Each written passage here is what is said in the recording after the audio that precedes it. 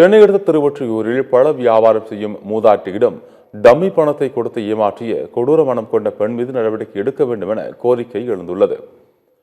Thiruvottiyur market பகுதியில் திருவள்ளூர் மாவட்டம் ஆரம்பாக்கம் பகுதியைச் சேர்ந்தவர் மூதாட்டி ஜெயலட்சுமி.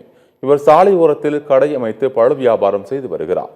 இவரிடம் 150 ரூபாய்க்கு பழம் வாங்கிய பெண் ஒருவர் சிறுவர்கள் பயன்படுத்தும் டம்மி 500 ரூபாய் நோட்டை கொடுத்து ஏமாற்றி மீதி பணத்தையும் பெற்றுக்கொண்டு சென்றுள்ளார்.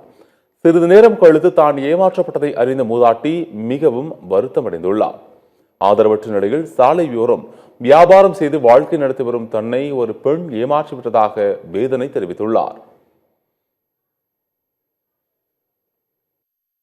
ஒரு அம்மா உட்காந்து 2 ஹவர் பேசிட்டு 500 ரூபா காய்ச்சி கொடுத்துட்டு 150 ரூபா மாம்பழம் 50 ரூபா முருங்கரை மீதி 300 ரூபா கையில் கொடுத்தாந்துட்டேன்.